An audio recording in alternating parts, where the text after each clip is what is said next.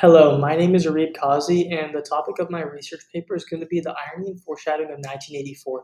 I came across this idea when we were exploring panopticon and also Marxism through the Laurel article and the Anderson article. So, in my thesis here is going to be in 1984, the government's ubiquitous surveillance of Oceania citizens represents a hyperbolic yet realistic microcosm of the restriction of freedom and liberty in present day society. So, basically, what we're saying here is that 1984 represents a lot of the things that are happening right now in present day society, with the government being able to surveil us 24/7, as well as these ensuing restriction in freedom and liberty. So we're going to be looking at three primary texts here. The first one here is going to be 1984 by George Orwell. The next one's going to be The Trial by Franz Kafka. This book is very interesting because it also criticizes the governmental surveillance of its citizens, right?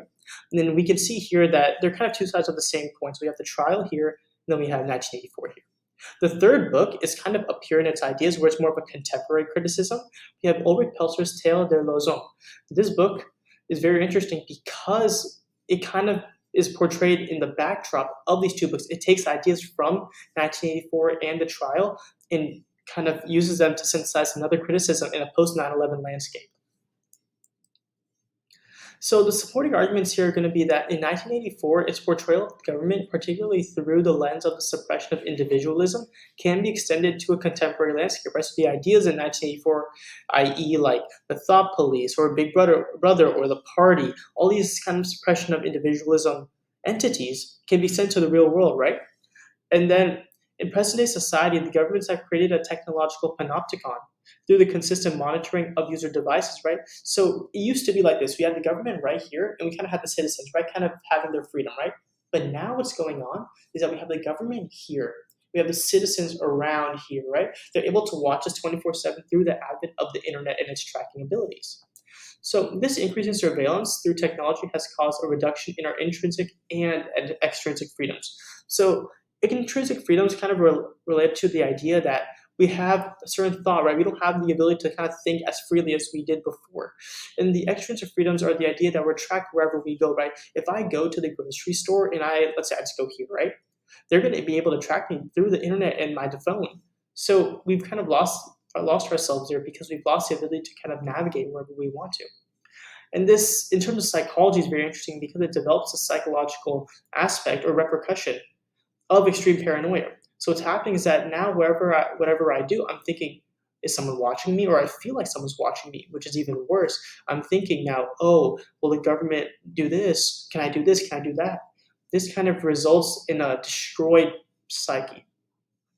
And then lastly, the Marxist concept of the party's brainwashing its citizens kind of is similar to the idea of the media, right? So we have the political structure, we'll call it the government, right? We have the media, which is a little bit below them. And then we have the citizens, right? The media now acts as a conduit. It doesn't portray news anymore. And what's even worse is that because a good chunk of citizens now get their news from the media, they're getting brainwashed in addition to thinking what the media wants them to think, which becomes another issue.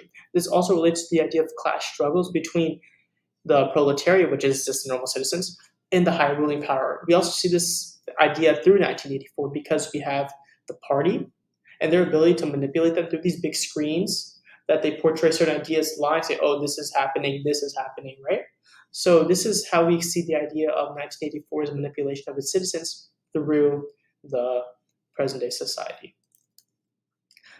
Two wider implications are that 1984 represents the individual experience as well as the institutional issues that are concealed. We don't see a lot of the issues because we're not able to see them, right? We have kind of this higher ruling power that kind of hoards and manipulates us into thinking what we want to. And then another key issue here is that the novel also alerts readers to the perils of dictatorship, right? Because what's happening here is that we see society devolve into the state in present-day society, right? We have the US, it used to be like this, but now we're kind of devolving. And the same thing is seen in 1984 with the representation of the totalitarian state. So the two secondary sources we're going to be using are surveillance narratives, which contextualizes 1984 with Ulrich Peltzer's contemporary novel.